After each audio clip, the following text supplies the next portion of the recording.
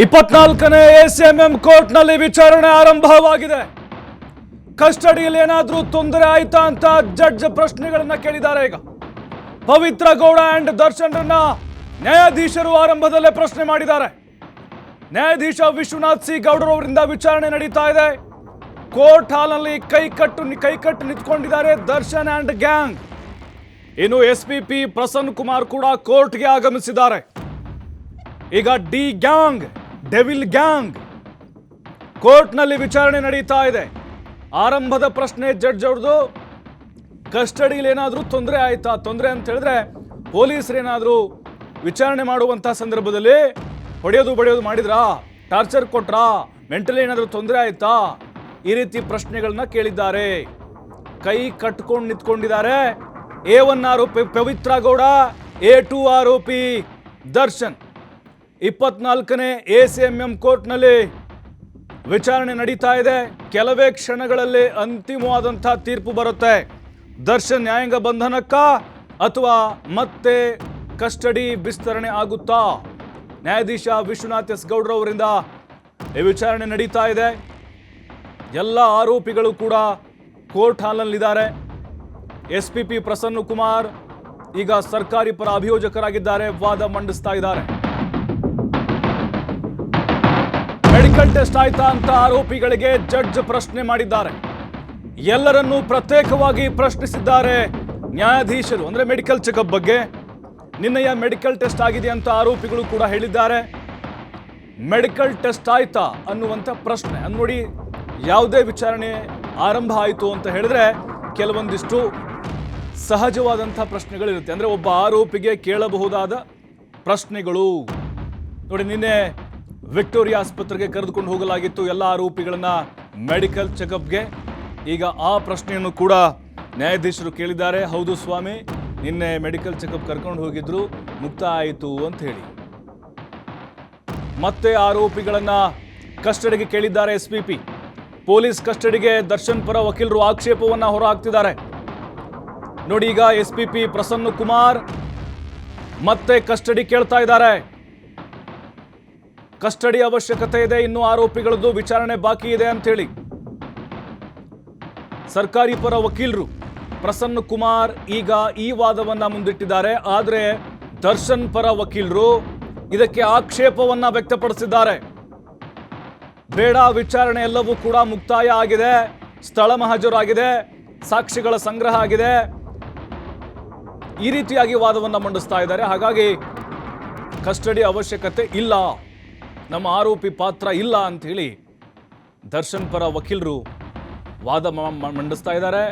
ಇನ್ನು ಪ್ರಸನ್ನ ಕುಮಾರ್ ಇಲ್ಲ, ಇನ್ನೂ ಕೂಡ ವಿಚಾರಣೆ ಬಾಕಿ ಇದೆ. ಅಂದ್ರೆ 3 ದಿನಗಳ ಕಾಲ ಅವಕಾಶ ಇರುತ್ತೆ. ಒಟ್ಟು 14 ದಿನಗಳ ಕಾಲ ಪೊಲೀಸ್ ಕಸ್ಟಡಿಗೆ ತೆಗೆದುಕೊಳ್ಬಹುದು ಯಾವುದೇ ಆರೋಪಿ ಆದರೂ ಕೂಡ. ಈಗ 11 ದಿನ ಆಯಿತು. ಮೊದಲ ಹಂತ 6 ದಿನ, ಎರಡನೇ ಹಂತ 5 ದಿನ ಕಂಪ್ಲೀಟ್ ಆಯಿತು. ಅಂದರೆ 11 ದಿನ ಆಯಿತು. ಇನ್ನು 3 ದಿನಗಳ ಕಾಲ ಅವಕಾಶ ಇದೆ. ಹಾಗಾಗಿನೇ ಇನ್ನು ಪ್ರಬಲವಾದಂಥ ಸಾಕ್ಷಿಗಳ ಸಂಗ್ರಹ ಆಗಬೇಕಾಗಿದೆ. ದರ್ಶನ್ ಆ್ಯಂಡ್ ಗ್ಯಾಂಗನ್ನ ಮತ್ತೆ ಕಸ್ಟಡಿಗೆ ಕೊಡಿ ಅಂತ ಪ್ರಸನ್ನ ಕುಮಾರ್ ಈಗ ನ್ಯಾಯಾಧೀಶರ ಮುಂದೆ ತಮ್ಮ ವಾದವನ್ನ ಮಂಡಿಸ್ತಾ ಇದ್ದಾರೆ. ಅಂತಿಮವಾಗಿ ಇನ್ನೇನು ಕೆಲವೇ ಹೊತ್ತಲ್ಲಿ ಗೊತ್ತಾಗುತ್ತೆ ಈ ಡೆವಿಲ್ ಗ್ಯಾಂಗ್ಗೆ ನ್ಯಾಯಾಂಗ ಬಂಧನನ ಅಂದರೆ ಜೈಲ ಅಥವಾ ಮತ್ತೆ ಕಸ್ಟಡಿ ವಿಸ್ತರಣೆನಾ ಅಂತ ಹೇಳಿ. ಆರಂಭದಲ್ಲಿ ಮೆಡಿಕಲ್ ಟೆಸ್ಟ್ ಬಗ್ಗೆ ಕೂಡ ನ್ಯಾಯಾಧೀಶರು ಪ್ರಶ್ನೆಯನ್ನು ಮಾಡಿದರು. ಅವರೆಲ್ಲರೂ ಕೂಡ ನಿನ್ನೆ ಏನಾಯಿತು ಮೆಡಿಕಲ್ ಚೆಕಪ್ ಅದನ್ನು ಕೂಡ ಹೇಳಿದ್ದಾರೆ. ಬಟ್ ಈಗ ವಾದ ಪ್ರತಿವಾದದ ಮೇಲೆ ದರ್ಶನ್ ಆ್ಯಂಡ್ ಗ್ಯಾಂಗ್ ಹಣೆ ಬರಹ ನಿರ್ಧಾರ ಆಗುತ್ತೆ. ದರ್ಶನ್ ಪರ ವಕೀಲರು ಕಸ್ಟಡಿಗೆ ಕೊಡಲಿಕ್ಕೆ ಆಕ್ಷೇಪವನ್ನು ವ್ಯಕ್ತಪಡಿಸ್ತಾ ಇದ್ದಾರೆ ನೋಡಿ. ಅವರ ವಾದ ಈಗಾಗಿದೆ. ಅಂದರೆ 11 ದಿನಗಳ ಕಾಲ ಪೊಲೀಸ್ ಕಸ್ಟಡಿಗೆ ತೆಗೆದುಕೊಳ್ಳಲಾಗಿದೆ. ಸುದೀರ್ಘವಾದಂಥ ವಿಚಾರಣೆ ಮಾಡಿದ್ದಾರೆ. ಮತ್ತೆ ವಿಚಾರಣೆ ಅವಶ್ಯಕತೆ ಇಲ್ಲ, ಎಲ್ಲ ಪ್ರಕ್ರಿಯೆಗಳು ಮುಗಿದಿದ್ದಾವೆ, ಮತ್ತ್ಯಾಕೆ ಕಸ್ಟಡಿಗೆ ತೆಗೆದುಕೊಳ್ತೀರಿ ಅಂಥೇಳಿ ಅವ್ರ ಪರ ವಾದವನ್ನು ಮಂಡಿಸ್ತಾ ಇದ್ದಾರೆ. ಇನ್ನು ಪ್ರಸನ್ನ ಕುಮಾರ್ ಈಗ ನೋಡಿ ಹಂತ ಹಂತವಾಗಿ ನಮಗೆ ಗೊತ್ತಾಗ್ತಾ ಹೋಗುತ್ತೆ ಅವೆಲ್ಲ ವಿಚಾರಗಳನ್ನು ಅಲ್ಲಿ ಮಂಡಿಸ್ತಾ ಇದ್ದಾರೆ ಅಂಥೇಳಿ. ನ್ಯಾಯಾಧೀಶರಿಗೆ ರಿಮ್ಯಾಂಡ್ ಅರ್ಜಿಯನ್ನ ಸಲ್ಲಿಸಿದ್ದಾರೆ ಎಸ್ಪಿಪಿ. ದರ್ಶನ್ ಅಂಡ್ ರಾಘವೇಂದ್ರನನ್ನ ಕಸ್ಟಡಿಗೆ ಕೊಡುವಂತೆ ಎಸ್ಪಿಪಿ ಮನವಿ ಮಾಡಿಕೊಂಡಿದ್ದಾರೆ. ನೋಡಿ, ರಿಮ್ಯಾಂಡ್ ಅರ್ಜಿಯನ್ನ ಸಲ್ಲಿಸಿದ್ದಾರೆ. ದರ್ಶನ್ ಮತ್ತು ಈ ರಾಘವೇಂದ್ರ ಏನಿದ್ದಾನೆ, ಡಿ ಬಾಸ್ ಸಂಘದ ಅಧ್ಯಕ್ಷನು ಚಿತ್ರದುರ್ಗ, ಇಬ್ಬರನ್ನು ಕೂಡ ಕಸ್ಟಡಿಗೆ ಕೊಡಬೇಕು ಅಂತ ಹೇಳಿ ಎಸ್ಪಿಪಿ ವಾದವನ್ನ ಮಂಡಿಸಿದ್ದಾರೆ. ರಿಮ್ಯಾಂಡ್ ಅಪ್ಲಿಕೇಶನ್ ಕೂಡ ನ್ಯಾಯಾಧೀಶರಿಗೆ ಅವರು ಸಲ್ಲಿಸಿದ್ದಾರೆ. ಅಂದ್ರೆ ಎಲ್ಲ ಅಂಶಗಳನ್ನು ಕೂಡ ಅಲ್ಲಿ ಉಲ್ಲೇಖ ಮಾಡಿದ್ದಾರೆ. ರಿಮ್ಯಾಂಡ್ ಅಪ್ಲಿಕೇಶನ್ ಅಲ್ಲಿ ಮೃತನ ಫೋನ್ ರಿಕವರಿ ಬಾಕಿ ಇದೆ, ಯಾಕಂದ್ರೆ ಒಂದು ವಾರ ಹುಡುಕಿದ್ರು ಅಲ್ಲಿ ಮೋರಿಲಿ, ಇನ್ನೂ ಸಿಕ್ಕಿಲ್ಲ. ಈ ರೇಣುಕಾಸ್ವಾಮಿ ಮೊಬೈಲ್ ಸಿಕ್ಕಿಲ್ಲ ಅದು, ಹಾಗಾಗಿನೇ ಅದಕ್ಕಿನ್ನೂ ಕೂಡ ಅವಕಾಶಗಳು ಬೇಕು ಅಂತೇಳಿ ಈಗ ಈ ಆರೋಪಿಗಳ ಫೋನ್ಗಳನ್ನು ಎಲ್ಲ ಜಪ್ತಿ ಮಾಡಲಾಗಿದೆ. ಮೃತ ರೇಣುಕಾಸ್ವಾಮಿ ಫೋನ್ ರಿಕವರಿ ಮಾಡಬೇಕು. ಈ ಕಾರಣಗಳನ್ನ ಎಸ್ಪಿಪಿ ಕೊಡ್ತಾ ಇದ್ದಾರೆ ನ್ಯಾಯಾಧೀಶರಿಗೆ. ದರ್ಶನ್ ಮತ್ತು ರಾಘವೇಂದ್ರ ನೋಡಿ, ಇಬ್ಬರನ್ನ ಕಸ್ಟಡಿ ಕೊಡಬೇಕು ಅಂತ ಮೆನ್ಷನ್ ಮಾಡಿದ್ದಾರೆ. A2 ಆರೋಪಿ ದರ್ಶನ್ ಮತ್ತೆ ರಾಘವೇಂದ್ರನನ್ನು ಕೊಡಬೇಕು ಅಂತ. ಯಾಕೆಂದ್ರೆ ವಿಚಾರಣೆ ಇವರಿಬ್ಬರದ್ದು ಅವಶ್ಯಕತೆ ಜಾಸ್ತಿ ಇದೆ ಅಂತ ಹೇಳಿ. ಯಾಕಂದ್ರೆ ಕಿಡ್ನಾಪ್ ಮಾಡಿದಂಥವನು ಈ ರಾಘವೇಂದ್ರ ಆರಂಭದಲ್ಲಿ ದರ್ಶನ್ನ ಸೂಚನೆ ಮೇರೆಗೆ. ಹಾಗಾಗಿನೇ ಈ ಒಂದು ಕೇಸ್ ಏನಿದೆ, ಇವರಿಬ್ಬರ ಪಾತ್ರ ಇಲ್ಲಿ ಮುಖ್ಯವಾಗಿದೆ ಅನ್ನೋದು ಬಹಳ ಸ್ಪಷ್ಟವಾಗಿ ಈ ವಾದದಿಂದ ಗೊತ್ತಾಗ್ತಾ ಇದೆ. ಉಳಿದಂಥ ಆರೋಪಿಗಳನ್ನ ಬಹುಶಃ ಪರಪ್ಪನ ಅಗ್ರಹಾರ ಕಳಿಸಬಹುದು. ಈ ಇಬ್ಬರು ಆರೋಪಿಗಳನ್ನ ಕಸ್ಟಡಿ ಕೇಳ್ತಾ ಇದ್ದಾರೆ ಎಸ್ಪಿಪಿ ಅವರು.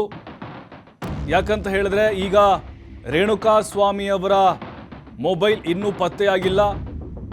ಸುಮ್ಮನಹಳ್ಳಿಯ ಬ್ರಿಡ್ಜ್ ಸಮೀಪ ರಾಜಕಾಲುವೆಗೆ ಅವತ್ತು ಆ ಶವ ವಿಲೇವಾರಿ ಮಾಡೋಕೆ ಹೋದಂಥವ್ರು ಎಸ್ದಿದ್ರು, ಅಲ್ಲಿ ಅದನ್ನು ಹುಡುಕಾಡಿದ್ರು ಕೂಡ ಸಿಕ್ಕಿಲ್ಲ. ಹಾಗಾಗಿನೇ ಇನ್ನು ನಮಗೆ ಅವಕಾಶ ಬೇಕು ಅಂತ ಕೇಳ್ತಾ ಇದ್ದಾರೆ. ಆದರೆ ಈಗ ದರ್ಶನ್ ಪರ ವಕೀಲರು ಇದಕ್ಕೆ ಆಕ್ಷೇಪವನ್ನು ವ್ಯಕ್ತಪಡಿಸ್ತಾ ಇದ್ದಾರೆ. ನೋಡಿ, ಆ ರಿಮ್ಯಾಂಡ್ ಅರ್ಜಿಯನ್ನು ನ್ಯಾಯಾಧೀಶರಿಗೆ ಏನು ಸಲ್ಲಿಸಿದ್ದಾರೆ ಅದರಲ್ಲಿ ಕೆಲವೊಂದಿಷ್ಟು ಅಂಶಗಳನ್ನು ಕೂಡ ಬಿಚ್ಚಿಟ್ಟಿದ್ದಾರೆ.